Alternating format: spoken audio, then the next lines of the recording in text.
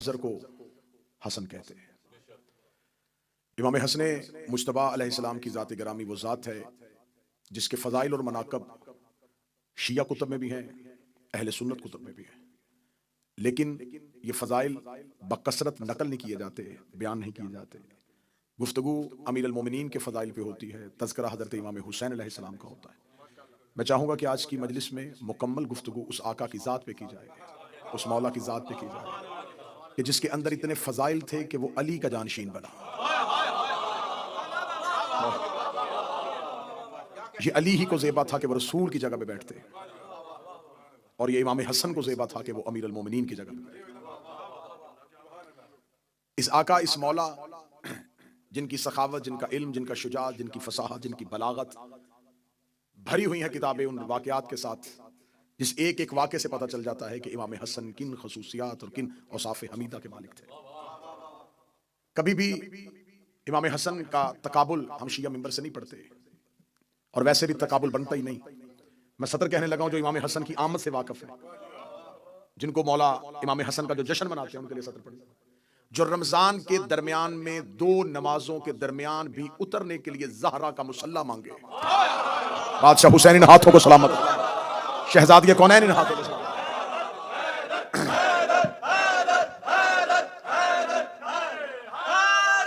सतर मैंने पढ़ी, जुमला मैंने पढ़ा, नौजवानों का हाथ उठा, मौला इमाम हसन इस हाथ को कभी किसी का मोहताज न फरमाए। मैं जुमला फिर बदल देता हूं। मैंने कहा जो रमजान के दरमियान में आए, दो नमाजों के दरमियान में आए, वक्त भी हो रमजान का, दिन भी हो जुमा का, नमाज ज़ोहर और असर के दरमियान, जिसको जमीन पे उतरने के लिए पहला कदम रखने के लिए फातिमा के मुसल्ले की जरूरत हो, जो ज़हरा के मुसल्ले पे आए, जिसे बात समझ नहीं आई थी। मौला हसन 15 रमजान को आए थे, रमजान का वक्त था, आए जुमा के दिन थे, ज़ोहर और असर के दरमियान आए थे। और जनाब सैयदा के बारे में कहा जाता है माकूल फी हक़्क़ि वलदतल हसन बाद सलात ज़ोहर व सलातल असर। नबी की एक बीवी से पूछा गया था, तू बता तूने फातिमा को कितना पाक पाया? उसने कहा मैं उस बतूल की पाकीज़गी का हक बयान करूं जिसने ज़ोहर की नमाज पढ़ के दुनिया को हसन जैसा इमाम दिया था, और असर की नमाज के लिए फिर मुसल्ला इबादत पे आ गई थी। ना रोजा टूटा था, ना मुसल्ला छूटा था, ना रोजा टूटा था, ना मुसल्ला छूटा था। जो दो नमाजों के दरमियान ज़मीन पर ज़हरा के मुसल्ले पे उतरे, मैं उसका तकाबुल उसके साथ कैसे पढ़ूं जिसकी वल्दियत में 4 लोगों में झगड़ा हो जाए?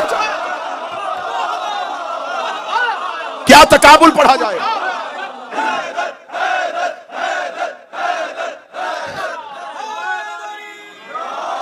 कैसे तकाबुल पढ़ूं? कहां हिंदा का बेटा, कहां ज़हरा का बेटा,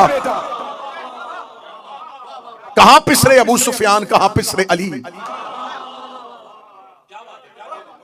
ना ये तकाबुल बनता है। और ये जुमले मेरे नहीं है, बाखुदा मैं मौला इमाम हसन की मजलिस के मौके पर कह रहा हूं, ये जुमले मेरे नहीं है। शाम के दरबार में मुआविया बिन अबू सुफियान ने मौला हसन से कहा था, ए हसन अना खैरुम मिनक, मैं तुझसे बेहतर हूं। ये लफ्ज कहे मुआविया ने दरबार शाम में, हसन मैं तुमसे बेहतर हूं। इमाम हसन मुस्कुरा के कहने लगे, मैं तेरा तकाबुल कर ही नहीं सकता, तेरी मेरी बराबरी कैसी? मैं तो तुम्हें यह भी नहीं कह सकता कि मैं तुमसे बेहतर हूं, क्योंकि तकाबुल होता है मिलने वालों के दरमियान, जिनके कुछ औसाफ मिलते हैं। ये जुमले हजरत इमाम हसन के, उसे कहा ना खैरुम मिनक। इमाम हसन ने फरमाया मैं तुमसे यह भी नहीं कह सकता। कहां आसमान, कहां जमीन, कहां तहारतों का मरकज, कहां निजातों का मंबा। जो हाथ नहीं उठा, कहां बनी हाशिम का चश्मे चरा, कहां बनी उमैया का नसूर।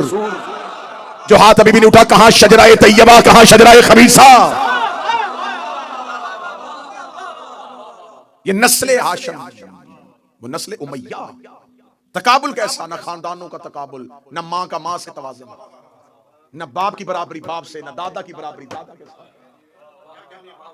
कैसे तकाबुल हो सकता? मौला अमीर अल मोमिनीन ने कूफा में बैठ के कहा था, मौला अमीर अल मोमिनीन ने फरमाया था, अली के लिए सबसे बड़ा सितम यह है कि अली का मुकाबला उनके साथ किया जा रहा है। मवाजना हम पल्ला में होता है, मुकाबला हम वजन पे होता है। कहां बनी हाशिम और कहां बनी उमैया? यह सिर्फ तारीख के मुअर्रख की तेजी थी कि उसने बनी उमैया को नबी का रिश्तेदार साबित करने की कोशिश की। वरना मैं मिंबर पे कई बार कह चुका हूं, और इस बात को मैं इतनी कसरत के साथ पढ़ना चाहता हूं कि हर कान तक पहुंच जाए। बनी उमैया की नबी के साथ कोई रिश्तेदारी नहीं। अब्द मनाफ के 2 बेटे थे, एक का नाम अमर था, एक का नाम अब्दुल शम्स था। मैं बच्चों को समझाने के लिए, अमर और अब्दुल शम्स, ये हजरत अब्द मनाफ के 2 बेटे थे। दोनों शाम में रहते थे, दोनों ही तजारत करते, क्योंकि सरकारी हजरत अब्द मनाफ की तजारत शाम में थी। अमर को किसी ने बताया कि तुम्हारा आबाई वतन जो मक्का है वहां कहत पड़ चुका है। जनाब अमर 200 ऊंटों पे रोटियां लाद के शाम से चले और मक्का पहुंचे। मक्का के 200 ऊंट अल्लाह की राह में ज़िबा किए। उसके शोरबे के अंदर रोटियां भगोई, 3 महीने मक्के वालों को खिलाई। और वो जो शोरबे में भगोई रोटी होती थी उसे अरबी में हशम कहते थे। इतना खिलाया कि मशहूर हो गए हाशम। बाबा सरकार आगे तशरीफ ले, बाबा जी आगे तशरीफ। सलवात सारे हज़रात मिलके बुलंद आवाज से बिस्मिल्लाह सरकार, बिस्मिल्लाह। अल्लाहुम्मा सल्ली अला मुहम्मद व अला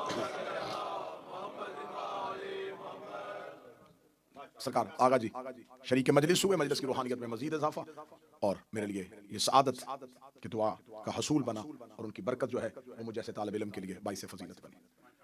इतना खाना खिलाया कि मशहूर हो गए। जब हजरत आमर ने मक्का में खाना खिलाना शुरू कर दिया तो अब अब्दुल शम्स कहाँ रह रहे थे? तो जो मेरी तरफ शाम में, अब्दुल शम्स शाम में थे, आमर कहाँ आ गए? मक्का में। खाना खिलाना शुरू कर दिया। अब मक्का के लोगों ने जनाब हाशिम को जाने नहीं दिया। मतवल्लियत काबा हजरत हाशिम के पास थी, खाने काबा की चाबियां हजरत हाशिम के पास थी। हर साल हज करने वालों के आने का इंतजाम अकेले हजरत हाशिम का। पूरे मक्का और हजाज में हजरत हाशिम की सखावत मशहूर हो गई। सरकार हजरत अब्दुल शम्स का शाम में इंतकाल हो गया। अब्दुल शम्स के घर में एक कनीज रहती थी।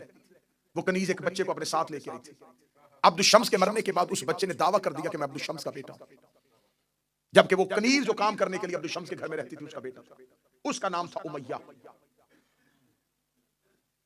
जब इसे खबर हो गई कि जो मेरा चचा जिसका नाम अम्र था वो मक्का में जाकर रईस है और मक्का की सरदारी उसके पास है, इसने मक्का में आकर दावा किया कि मैं अब्दुल शम्स का बेटा हूं। सरकार हजरत हाशिम ने कहा ये झूठ है, ये बहतान है। अगर ये मेरे भाई अब्दुल शम्स का बेटा है तो इसे कहो खाना काबा के करीब जाए और दीवार काबा पे हाथ रखे, इस बात की गवाही दे। जब ये दीवार काबा के करीब जाना शुरू हुआ तो मक्का के लोगों ने इसकी शक्ल को एक जानवर की शक्ल में देखना शुरू किया। लोगों ने मक्का से इसको निकाल दिया और ये दोबारा शाम पहुंच गया। उमैया को फिर उसके आगे एक बेटा हुआ, उसका नाम हर्ब, और हर्ब को एक बेटा हुआ जिसका नाम था अबू सुफियान। खानदाने बनु हाशिम के साथ कोई ताल्लुक नहीं, खानदान रसूल के साथ कोई ताल्लुक नहीं। अब मैं हजरत इमाम हसन का एक हमला पढ़ने लगा।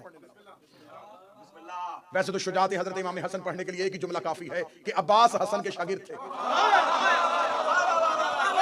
इसके बाद ना भी पढ़ा जाए हजरत इमाम हसन की शुजात तो इसी में बंद है। हजरत अबुल फजल अब्बास इमाम हसन के शागिर्द।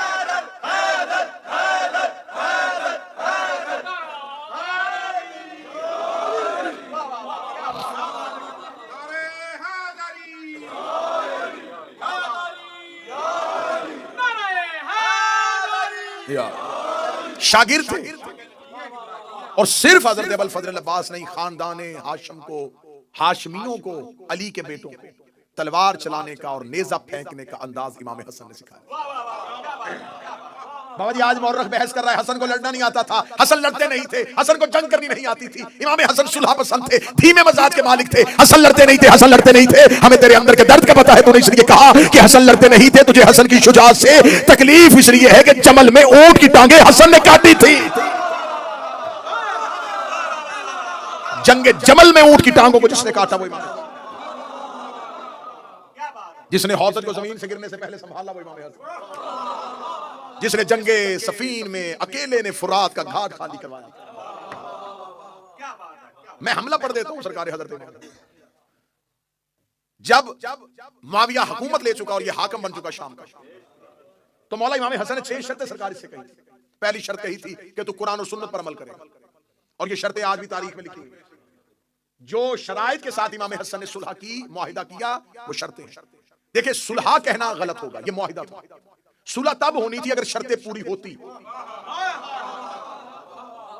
पहले शर्त रखी ना, इमाम हसन ने कहा मेरी शर्त है, ये शर्तें पूरी करो, सुलह। तो अब पहले मुआहिदा है, सुलह इसे तब कहेंगे जब शराइत पूरी होगी। इमाम हसन ने पहली शर्त क्या रखी? कुरान और सुन्नत पे अमल करेगा। ये अली का बेटा था, ये रसूल का सिद्दीक़ अकबर था। कितनी प्यारी शर्त रखी। अब मैं सत्र पढ़ने लगा और चेहरों पे मेरे नजर। इमाम हसन ने पहली शर्त रखी है कुरान और सुन्नत पर अमल करेगा। शर्त बता रही है कि मुआहिदा किसी मुसलमान से नहीं हो रहा। जो हाथ उठा सके वो उठाए, जो बोल सके वो बोले। शर्त बता रही है कि ये मुआहिदा किसी मुसलमान से नहीं हो रहा। आज बंदा किसी बंदे से कहे कि तू शिया है तो पहली शर्त यह है कि तू अली वलीउल्लाह पढ़ेगा। वो कहेगा अली वलीउल्लाह पढ़ता हूं तो शिया हूं। ये कैसा मुसलमान था कि जिससे इमाम हसन कह रहे तू कुरान और सुन्नत पर अमल करेगा। दूसरी शर्त इमाम हसन ने रखी, कुरान और सुन्नत पर अमल करेगा। दूसरी शर्त यह है कि आज के बाद तेरा कोई किराए का खतीब मिंबर पे मेरे बाप अली को नहीं भौंकेगा। उसने शर्तें पूरी नहीं की थी, शर्तें पूरी हो जाती तो आज हर मिंबर से अली पढ़ा जाता। अब यह बात मैं 40 हिजरी से लेकर 2024 तक लेके आने लगा हूं। अगर आज किसी मिंबर से कोई खतीब अली के खिलाफ बोलता नजर आए तो समझ लेना कि किसकी तनख्वाह पे पल रहा है।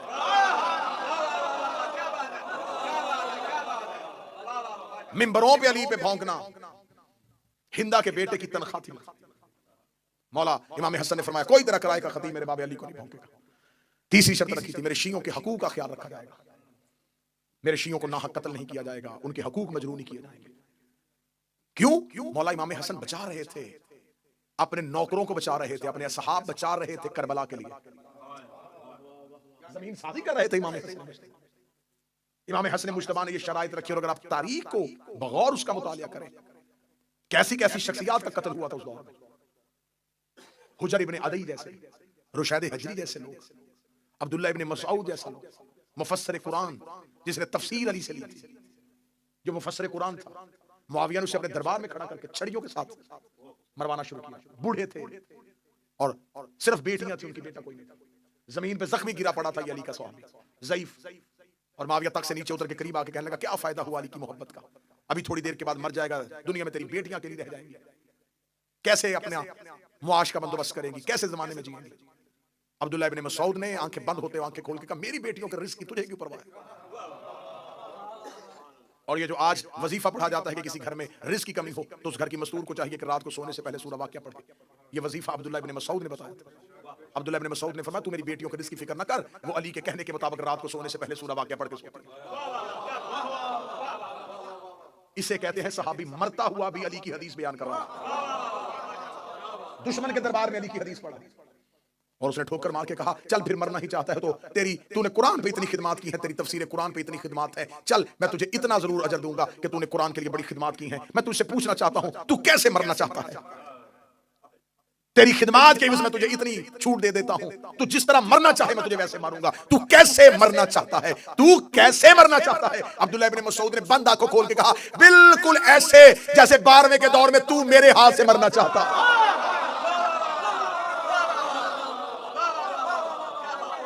बिल्कुल ऐसे पीर सादे शाह जी आगे तशरीफ ले आ सकते, बिल्कुल ऐसे ही जैसे मेरे 12वें के दौर में तू मेरे हाथ से मरना चाहता है। सख्त तरीन दौर, झूठी हदीसें गढ़ी जा रही हैं, खुदा की कसम खा के कहता हूं अगर आप उस लम्हे में तारीख का मुतालिया करके देखें, इस दौर को तारीख में लिखा जाता है वज़ाए हदीस का दौर। वज़ाए हदीस का दौर, झूठी हदीसों की फैक्ट्रियां थी। ये वो दौर है जिसमें इमाम हसन जिंदगी गुजार रहे। दौर कौन सा है? झूठी हदीसें इतनी बनाई जा रही है कि लोग बाजार में सब्जी खरीदने के लिए हदीसें लेके जाते थे, हदीसें देते थे और सब्जी खरीदते थे। हदीसों की कीमत थी मार्केट में, जो 50 हदीसें बनी उमैया के हक में लिख के लेके आए इतने में तोली जाएंगी, जो 20 हदीसें अली के खिलाफ लिख के लेके आए। इसे कहा जाता है फितनाए वज़ाए हदीस। इतनी हदीसें बनाई गई, इतनी हदीसें बनाई गई, इतनी हदीसें बनाई गई कि अहले सुन्नत का खुद अपना इमाम अबू हनीफा कहता है कि मेरे सामने खड़ा होकर एक शख्स हदीस पढ़ रहा था कि मैंने अबू हनीफा से सुना है। यह अहले सुन्नत की किताब में लिखा हुआ है, वज़ाए हदीस के बाब में लिखा हुआ है। अबू हनीफा ने देखे कहा कि तूने किससे की हदीस सुनी? उसने कहा अबू हनीफा से। उसने कहा बदबख्त खुदा तुझे जहन्नम में मुंह के बल गिराए, अबू हनीफा तो मैं हूं, मैंने तो आज तक ये हदीस नहीं पढ़ी। ये दौर था, क्योंकि ये मेरी बात इस माइक के जरिए पूरी दुनिया में सुनी जा रही है। जो लोग आज कहते हैं अली और माविया भाई भाई, बैनर लगे हुए पाकिस्तान के शहर में, सोशल मीडिया पे शोर है ये तो शियों की सिर्फ दुश्मनी है। बड़े बड़े अहले सुन्नत के स्कॉलर्स ने इसकी रद्द खुद पेश की, खुद अहले सुन्नत फ्रंट पे आके खड़े, वो कह रहे कि नहीं, उन्हें खबर है कि अगर हमने इसे अपने खाते में डाल लिया फिर यहां से तो खोज शुरू होगी। लिहाजा जो पढ़े लिखे सुन्नी है वो यजीद से पहले ही मोहतात हो गए थे, यजीद से पिछले दौर से ही मोहतात हो गए थे। वो कहते सिर्फ यजीद को खाते में ना डालो, यजीद को फेंको और इससे पहले मुआविया को भी फेंको, ताकि पूरे बनी उमैया से हम सबकदोश हो जाए, बनी उमैया से हमारे हाथ पीछे हो जाए। पढ़े लिखे अहले सुन्नत स्कॉलर जो पुराने लोग थे वो नहीं मानने के लिए, उन्हें खबर थी अगर हमने इसे मान लिया फिर पूरी की पूरी खिलाफत गई, अगर हमने इसे अपने खाते डाल लिया तो इसने अपने दौर में इतना कुछ किया हुआ है, वो सब कुछ हमें मानना पड़ेगा। जितनी अहले सुन्नत की किताबें हैं हदीस की, चाहे वो मुस्लिम हो, चाहे वो बुखारी हो, ये सब के सब शागिर्द हैं निसाई के। जाए जाके किताब उठा के देखे, और अहले सुन्नत को मैं चैलेंज करके कह रहा हूं, मुझे बताएं कि इमाम नसाई का कत्ल क्यों हुआ, उसे क्यों मारा गया था? जब उसने खड़े होके अहले बैत के फजाइल पढ़ने शुरू किए, तो मजमे में से एक बंदा उठा और उसने कहा, तू अली के फजाइल, अली की हदीसें पढ़ी जा रहा है, क्या तेरे पास मुआविया के हक में कोई हदीस नहीं है?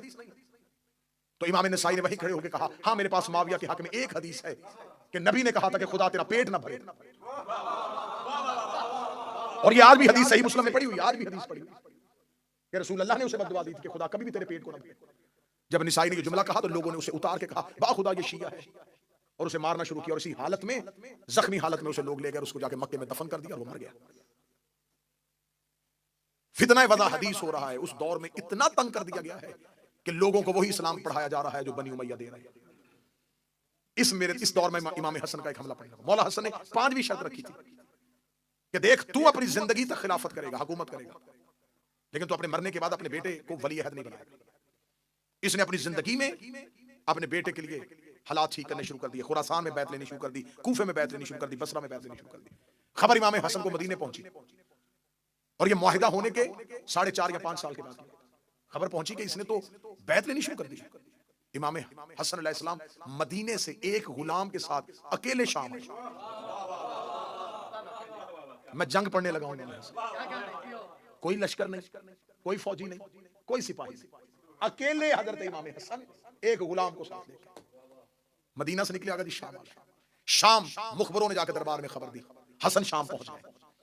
और वो शाम के सदर दरवाजे पे आ गए, जल्दी करो मेरे दरबार को भरो लोगों से, हसन के पहुंचने से पहले मेरा दरबार भर दिया जाए। मैं ऐन ही तारीख पढ़ने लगा, बिल्कुल हरफ हरफ तारीख पढ़ने लगा। इसका जब तक हसन शाम के सदर दरवाजे से दरबार तक पहुंचे, दरबार खचाखच भर दो मेरे खुशामदीदों के साथ, सारा मजमा मेरा हो, ताकि हसन को पता चल जाए कि मेरी हुकूमत शाम में कायम हो चुकी है। इसने पूरा दरबार खचाखच भर दिया। इसके किराए के लोग खुशामदी सारे के सारे दरबार में इकट्ठे होकर गलियों में मनादी करवानी शुरू कर दी कि जितनी जल्दी हो सके शाम के सदर दरवाजे से इमाम हसन बढ़ के दरबार की तरफ आ रहे हैं, जल्दी पहुंचो। जामे मस्जिद उम्मी में लोगों का रश हो गया, इतना दरबार भर चुका था, सारे के सारे खुशामदी। और इमाम हसन चलते चलते दरबार की जानब आ रहे थे। इमाम हसन के आने से पहले इसने अपने किराए के खतीब को खड़ा किया। किराए के खतीब को खड़ा करके इसने कहा, चल तू खानदान बनु उमैया के फजाइल पढ़ने शुरू कर दे। किराए का खतीब उठा और उसने खानदान बनी उमैया के फजाइल पढ़ने शुरू कर दिए। इधर इमाम हसन का जब पहला कदम दरबार में आया तो ये इमाम हसन को ये तासुर देना चाहता था कि हमें तो नहीं पता था कि आप आ रहे हैं, आपके आने से पहले ही लोग खानदान उमैया के फजाइल सुन रहे थे और हमारा खतीब खानदान उमैया के फजाइल पढ़ा था। किराए का खतीब ऊंचाई पे खड़ा हुआ खानदान बनी उमैया के फजाइल पढ़ा था। इमाम हसन दरबार में आके खड़े हुए, लोगों ने तीखी नजरों से हसन की तरफ देखा और इमाम हसन की तरफ कोई तवज्जो न की। किसी ने इमाम हसन को कुर्सी न दी, किसी ने इमाम हसन के लिए रास्ता न छोड़ा। सारे खानदान बनी उमैया के फजाइल उठ उठ के दाद दे रहे थे, तहसीन की आवाजें आ रही थी, वाह वाह मरहबा की सदाएं आ रही थी। इमाम हसन ने जब वो किराए का खतीब बैठ गया, इमाम हसन चलते चलते उस मकाम पे आए जहां पर मुआविया बिन अबू सुफियान बैठा हुआ था। इसने उठ के अपनी बात को ठीक किया और ठीक लगे, ऐ अबू तालिब का बेटा, ऐ अबू तुराब का बेटा, ऐ अली का बेटा, आप कब आए मेरे दरबार में? मैंने तो आपको आते हुए नहीं देखा, आप कब पहुंचे हैं? इमाम हसन ने कहते मैं उसी वक्त पहुंच गया था जब तेरे किराए का खतीब तेरे खानदान के फजाइल पढ़ा था। ये मुस्कुरा के सुन लिए आपने मेरे खानदान के फजाइल। इमाम हसन ने ऊंचाई पे खड़े होकर पूरे शाम के जामिया मस्जिद उम्वी के खचाखच मजमे में कहा, ऐ मुआविया बिन अबू सुफियान, मैं हसन इब्ने अली अपनी मां ज़हरा से लेके हव्वा तक और अपने बाप अली से लेके आदम तक एक एक का नाम और किरदार पढ़ता हूं और ऊंची आवाज में पढ़ूंगा। अगर तुम में जुर्रत है मेरे कान में आके अपनी मां का किरदार सुनो।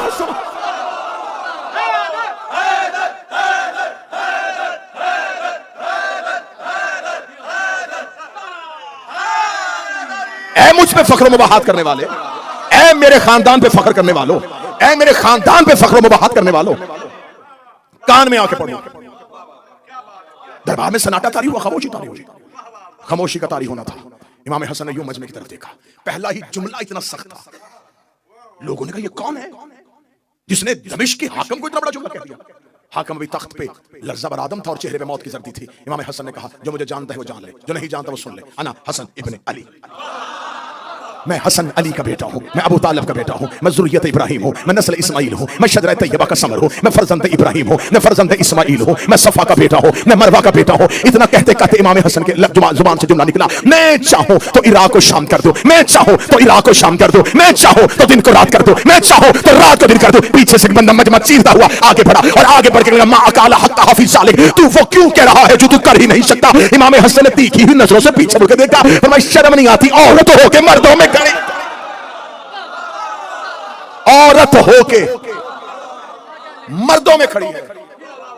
फौरन जिस्म के खदोखाल तब्दील हुए, हयत बदन तब्दील हुई। इनकलाब ईरान के बानी आगा खुमैनी ने एक तफसीर लिखी है कुरान की। उन्होंने कुरान की तफसीर में सूरह यासीन की इस आयत में इन्नमा अमरुहु इज़ अरादा शैअन यकुल लहु कुन फयकुन, इसकी तफसीर करते हुए उन्होंने कहा कि अल्लाह कहता है कि जब मैं किसी चीज का इरादा करता हूं, मैंने हवाला दिया है, आगा खुमैनी ने अपनी तफसीर में लिखा, उसने कहा जब खुदा किसी चीज का इरादा करता है तो खुदा कहता है जब मैं इरादा करता हूं तो मैं कहता हूं हो जा तो वो हो जाती है। फिर उन्होंने इसके आगे तफसीर में लिखा कि ये बात मखलूक को समझाने के लिए है, वरना अल्लाह के इरादे कहने और होने में फासला नहीं होता। उन्होंने कहा अल्लाह के इरादे में, कहने में और होने में कोई फासला, कोई वकूफ नहीं होता। उसका इरादा ही उसका कहना है, उसका कहना ही उसका होना है, उसका इरादा ही उसका कहना है, उसका कहना ही उसका होना है। ये तफसीर हो गई कि अल्लाह का इरादा अल्लाह का कहना है, अल्लाह का होना है। मैं मर्जी के चौक में अपनी जुबान कटवाऊंगा। हसन ने शाम के दरबार में मुसल्ला बिछा के 2 रकत नमाज पढ़ के दुआ नहीं की कि मेरे अल्लाह इसे औरत कर दे, मेरे अल्लाह इसे औरत कर दे। हसन ने कह दिया वो हो गया।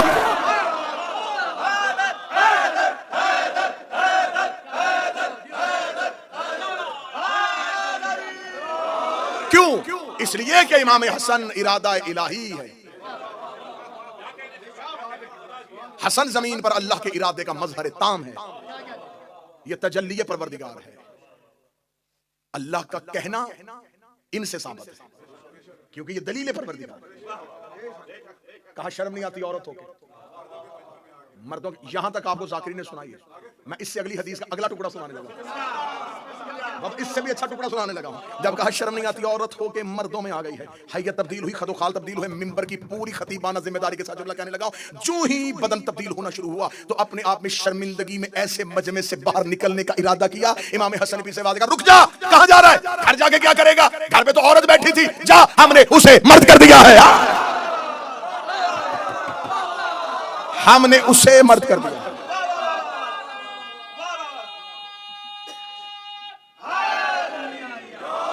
आज से वो हाकम, तू महकूमा, आज से वो हाकम, तू महकूमा। इतना इमाम हसन का कहना था। अब पूरे दरबार में जब लोगों ने मोजज़ा देख लिया, अब एक मर्द को अभी अभी जिसने औरत बनते देखा हो, अब दूसरे की हिम्मत है, बिल्कुल खामोशी तारी हुई। जब बिल्कुल सन्नाटा तारी हो गया, हैबत हसन, हसन की हैबत ने शाम के महल को ऐसे पत्थर का कर दिया। अब इमाम हसन की आवाज जामे मस्जिद उम्वी की दीवारों से टकराई। फरमाया सुनो, लकड़ी के तख्त पे बैठ के फख्र करने वाले, इन्ना बेशक अल अर्श हुसीरी, मोहम्मद ज़मीरी, अली अमीरी, हुसैन वजीरी व जबरील फकीर। ऐ लकड़ी के तख्त पे बैठ के फख्र मुबाहात करने वाले, अर्श मेरे तख्त का नाम है, मोहम्मद मेरे जमीर का नाम है, अली मेरे अमीर का नाम है, हुसैन मेरे वजीर का नाम है, जबरील मेरे फकीर का नाम। अल अर्श सीरी, मोहम्मद जमीरी व अली अमीरी व हुसैन वजीरी व जबरील फकीरी। कहीं तरीके से खुतबा अकेले अकेले शाम में, अकेले है शाम में। अरबी जुबान में आप नफरत के साथ, जैसे हम उर्दू जुबान में किसी के साथ बात करते उलझते उलझते, जब उस बंदे को इस काबिल ना समझे ना किसी बात, तो बंदा उर्दू जुबान में एक लफ्ज बोलता है, माहौल, चल हट, बोल चल हट। अरबी जुबान में इसके सिर, चल हट। और अगर सामने औरत हो तो उसको सिर नहीं, सीरी। सिर कहा जाता है मर्द के लिए, सीरी कहा जाता है औरत। चल हट, मर्द हो सिर, औरत हो सीरी। अब आखिरी सतर और जुमला आपने ऐसे वसूल करना है जैसे जुमले का हक बनता है। मेरे मौला इमाम हसन ने शाम के दरबार में खड़े होकर अल अर्श सीरी, अर्श मेरा तख्त है, मोहम्मद ज़मीरी, मोहम्मद मेरा ज़मीर है, व अली अमीरी, अली मेरा अमीर है, व हुसैन वजीरी, हुसैन मेरा वजीर है, व जबरील फकीरी, और जबरील मेरा फकीर है। ये कहना था या मुआविया बिन अबू सुफियान इमाम हसन के बिल्कुल सामने आके खड़ा हुआ। उसके दरबार में तो किसी की जरूरत नहीं कि हसन के जुमले को काटे। वो सामने आके खड़े होकर लगा, ए हसन, तूने मदीने से आके शाम में फसाद फितना बर्पा कर दिया है, तूने मेरे दरबार की हैबत को तब्दील कर दिया है। क्या तू भी अपने बाप की तरह मोजे दिखा के अपनी हुकूमत साबित करना चाहता है? इमाम हसन ने उसी लहजे में कहा, इस शे तो असीरी, पीछे हट या कहूं सीरी।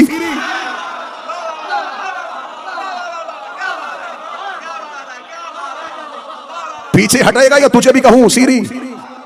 और सीरी औरत के लिए कहा जाता है। रास्ता छोड़ या मैं कहूं सीरी। रास्ता छोड़ता है या तुझे कहूं सीरी। पूरी महफिल से इमाम हसन इस अंदाज से निकले और खड़े होकर कहा, खबरदार, मैंने तुझे कहा था कि अपने बाद अपने बेटे की वली अहदी की कोशिश न करना। अगर तुमने यजीद अपने बेटे को खलीफा बनाने की कोशिश की तो जान लेना मेरे भाई का नाम हुसैन है। बहुत खूबसूरत जुमला मुर्तजा मुताहरी का है। उन्होंने कहा, आशूरा हुसैनी होने से पहले हसनी थी। जब करबला हुसैनी नहीं थी तो करबला हसनी थी। करबला में मेहनत है इमाम हसन की।